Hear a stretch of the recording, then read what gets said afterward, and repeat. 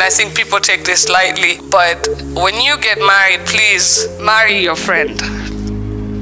That if anything happens, you know you're going to raise the kids together and they're going to be fine. Tazungumza kidogo kuhusiana na maisha yangu binafsi na vitu ambavyo vimeniguide kufika hapa. My dreams.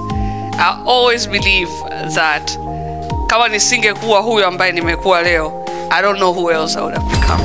This is something that was the most daring thing I've done in my life. You can't make that decision. I made that decision. And I learned that success is very daring. It's risk. It's making mistakes. It's allowing yourself to walk into things not knowing where you're headed. Ilifika point nilikuwa sipewi opportunities ambazo zinakuja, even though kila mtu alikuwa anajua nina uwezo. And I think if I wasn't rejected in my life, you would not see me here, I would not be here. So I am glad and grateful to everybody that said no, because it led me to find my yes. Naamini mimi, yani naamini sana kwenye Mwenyezi Mungu, naamini sana kwenye destiny, naamini hakuna coincidence kwenye maisha. Kila ulichokipata ni kitu ambacho Mwenyezi Mungu amepanga kwa ajili yako. So sometimes I feel like to reach to a point where you actually test what you're capable of is very important. When you know that you have the capabilities, when you come into realization kwamba na uwezo wa kitu hiki, fanya hapo. So that for me was affirmations, or let's say a point where I was sure that what I dream is actually a possibility and is actually something that I'm capable of. Which is a very long story, but I'm going to try and make it short, because I know people love you for as long as you speak kidogo. The more you speak, wanaanza kulaumu wanasiasa naye aende, you know, so I'm going to try and make it as short as possible.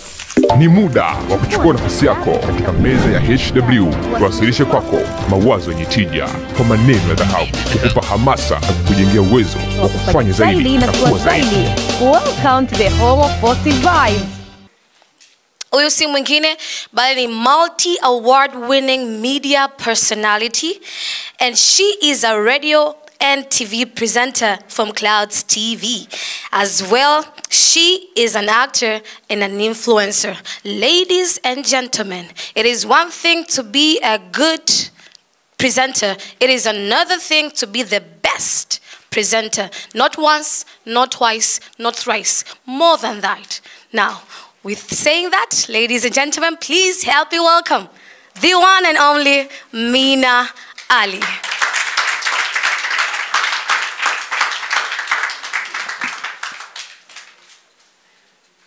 Asante sana. With that intro, I'm afraid I might not get that award again, kwa sababu naona kama utaichukua. That was amazing, and it had me question whether you're speaking about me, because I was like, wow, I'm so perfect. Wow. Habari za leo jamani. Alhamdulillah, Mwenyezi Mungu ametukutanisha tena. I am more than happy to be here. It has been a very long day for me, lakini I'm glad that I get to spend the end of it with you guys hapa. Nimeambiwa nizungumzie mambo mawili, naomba niwajulishe pointi ni zile zile. Lack of government support, poor infrastructure, nyingine ni ipi? Lack of capital. Like bad leadership, poor government support. Hii ndio hiyo. Point zile hazibadilikagi hata. Okay, I was told to speak about capacitation of talents in the digital world. Ambayo ndio ulimwengu ambao mimi pia nashiriki kwa asilimia kubwa. Lakini pia I was told to speak a little bit about my personal story, which is a very long story. I had to make a documentary of it, but I'm going to try and make it short, because I know people love you for as long as you speak kidogo. The more you speak, wanaanza kulaumu wanasiasa naye aende, you know, so I'm going to try and make it as short as possible.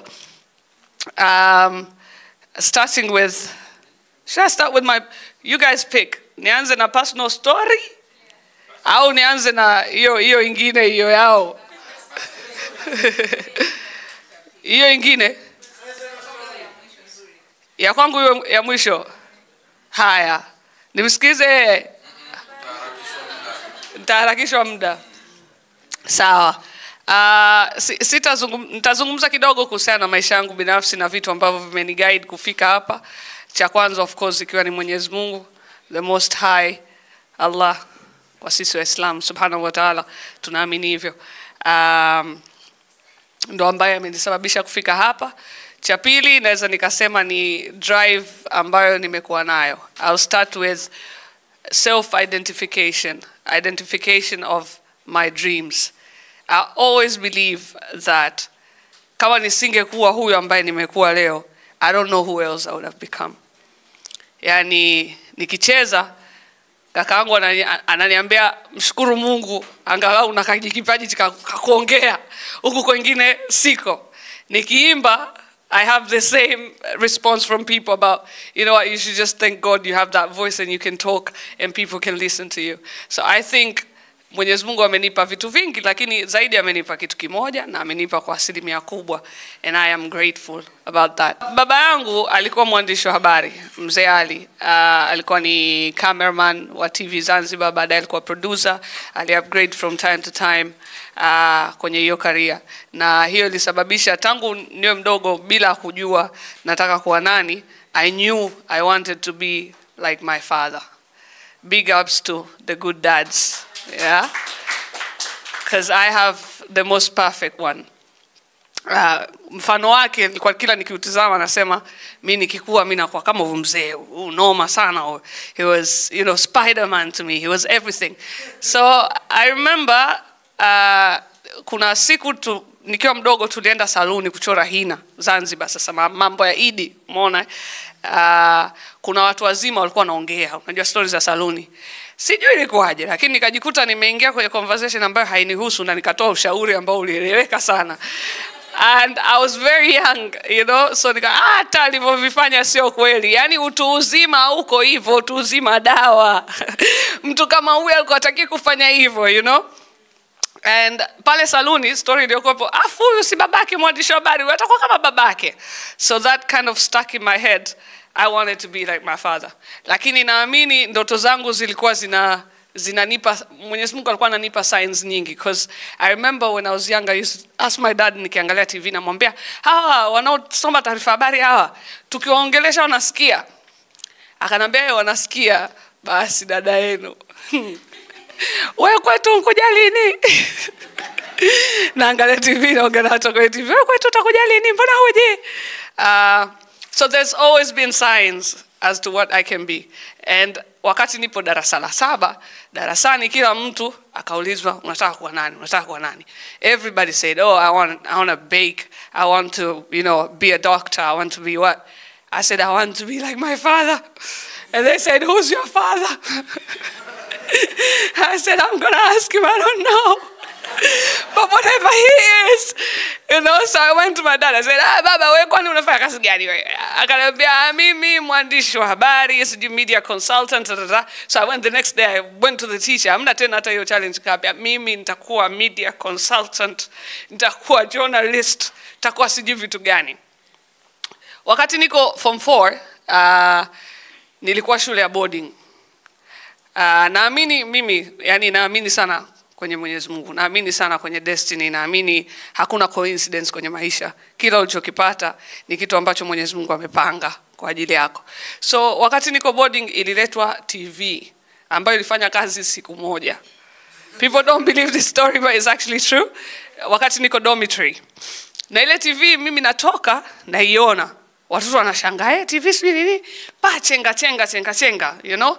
Lakini ikafika East Africa TV, ikaonesha tangazo ambalo linasema, "Je, una kipaji? Je, unataka kujiunga na timu ya East Africa TV?" Yes, nalikumbuka mpaka leo ilivyo.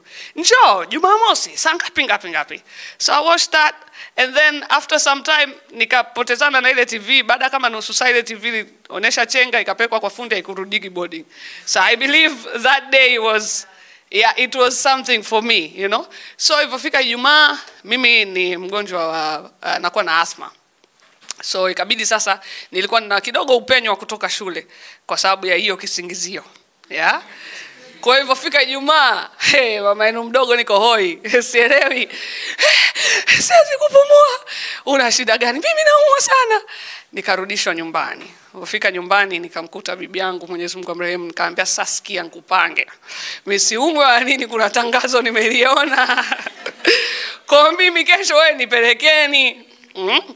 Akanipeleka siku ya pili alfajiri, saa 12 nilikuwa pale. Nilikaa saa 12 alfajiri kwenye auditions, nikafika kuingia ndani saa 12 jioni. I spent the whole day. It was more than 1,000 people, you know? And I was smart because I was 16, bro. But kwenye zile form tulitolewa pale tukaambiwa jazeni. Akili tu ikacheza kasema hawa siwaambii na miaka 16. Hawatanipenyeza. Nikaandika 18. Nikakachora ka 18 pale. Kikubwa mimi niingie huko ndani nione kuna nini, basi hata nisirudi nyumbani patupu, msije mkanirudisha. Kwa hivyo fika saa 8 mchana kuna watu walipanga foleni, wakaja kaambiwa kama uko chini ya miaka 18 na umejaza kwa fomu yako hivyo, rudi nyumbani. Nikasema asante Bwana Yesu. Mimi nina miaka 18 according to papers. I am fine. Nikaingia ndani, nikafanya interview.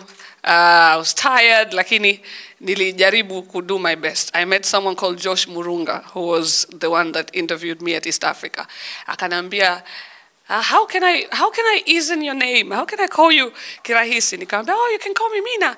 Akasema, okay, Meena. Akaiandika, akasema, for other people that come in here, we tell them to wait for our call, that it might happen. But for you, make sure you stay close to your phone, because we will call you.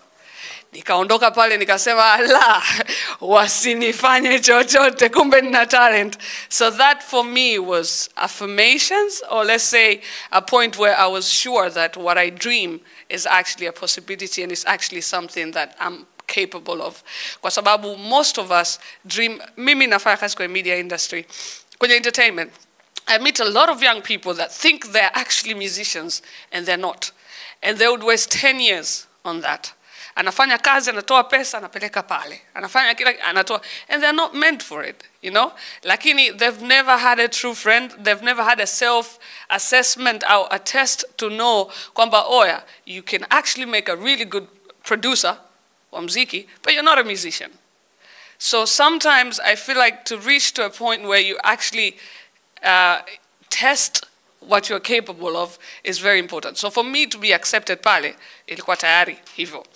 So nikabakisha na tatizo la kuwaelezaje sasa kwamba sijatimiza hiyo miaka yao 18 na nataka ajira na kwamba niko boarding as we speak. Nategemewa shule Jumatatu. For some reason ilienda nikafanikiwa, nikafanyiwa training ya 1 month, nilitoroka shule. Lakini ofisini walikuwa wanajua huyu amemaliza shule, amemaliza form 4, kanajitafuta. Kwenye ule mwezi mmoja tulifanywa mchujo tena. From 1,000 people, I got into the top 5. I was the only one that was underage. I was the only one that was not educated about media at all. Umeona? So that kind of showed me kwamba I could.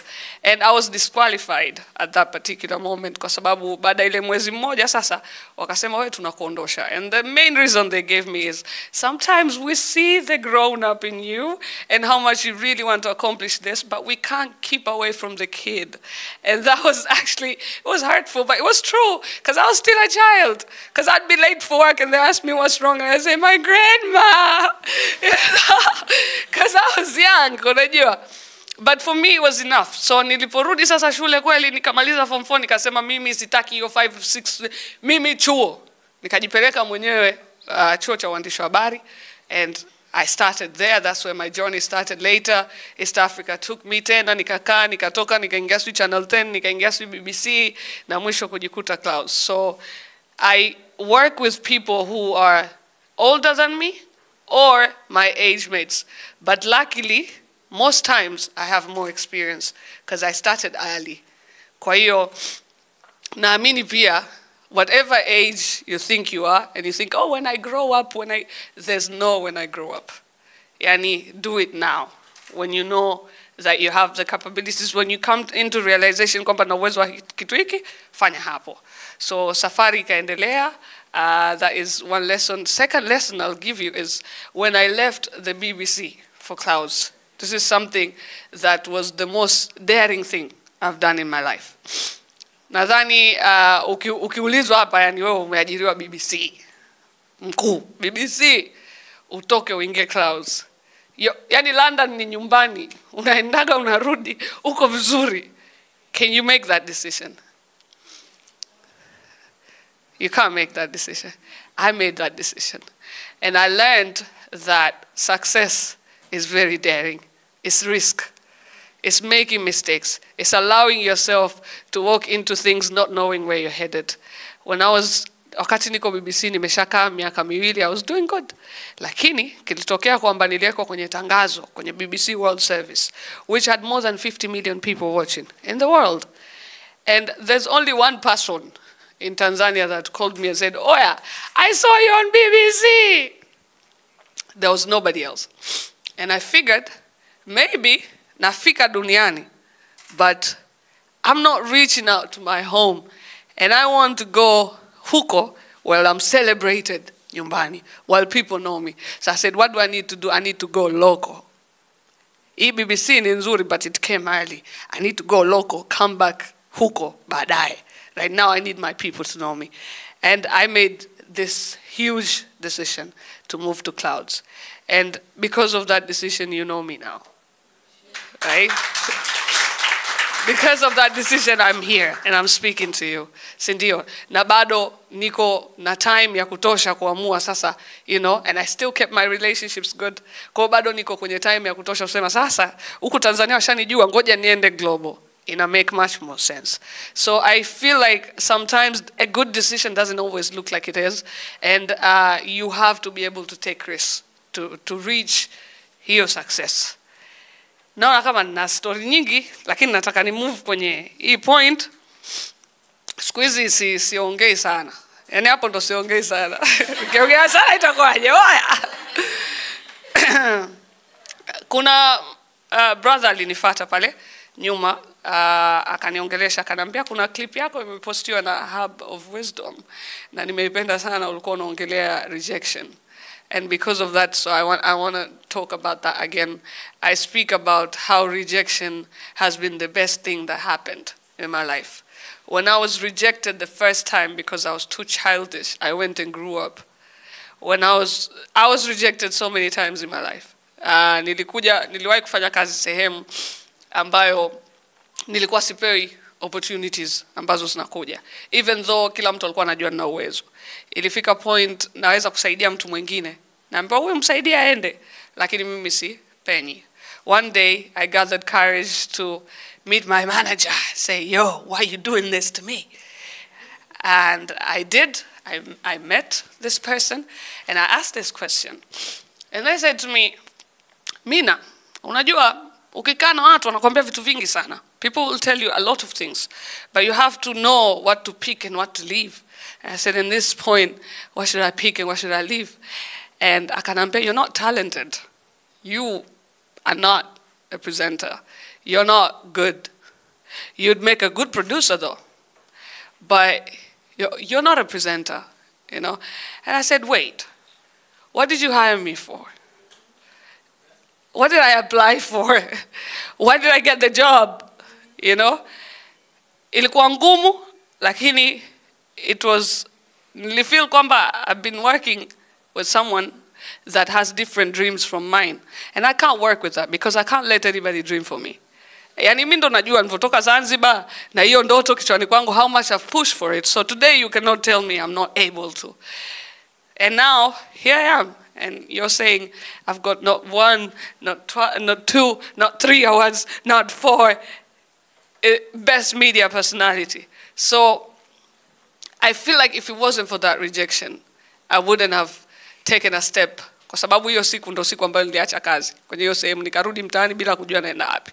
Because I felt like I can't work where my dreams are not, you know, with the same direction. And so I've had to face rejection in that level of work. Hiyo haikuisha hapo, ilikuja mara nyingi.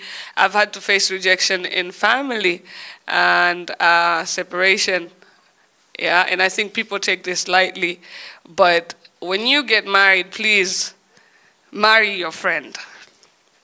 that if anything happens, you know you're going to raise the kids together and they're going to be fine, right? So there's that as well, you know. There's, unajua ukikuwa and your parents are not together, the next thing you know, uko kwa uncle, kwa auntie, kwa uncle, kwa auntie, and that stable upbringing haipo. And it's just rejection after rejection. It's this person telling you, "Siwezi kuishi na mtoto," and then you're moving to another person. And now you come to this house and you're thinking, "Oh, when are they going to do it? When are they going to say I have to move because they can't live with me," you know? And so it's been rejection and rejection. But that built me to be who I am today. So do not be afraid to be rejected, and take that as an inspiration to become something bigger. And I think if I wasn't rejected in my life, you would not see me here. I would not be here. So I am glad and grateful to everybody that said no, because it led me to find my yes. If somebody didn't tell me I wasn't talented, I swear I would not win no award. I'd probably just relax. But I always worked hard. And you know, every step I got in my life, I saved this person's number. Mpaka leo, waga namtumia message. "Habari madam, nimepokea tuzo. Habari madam, niliajiriwa BBC. Habari madam," because I had that drive. Now let's move to capacitation of talents in the digital world. Mawazo yenye tija kwa maneno ya dhahabu, kukupa hamasa na kukujengea uwezo wa kufanya zaidi na kuwa zaidi. Welcome to the home of positive vibes.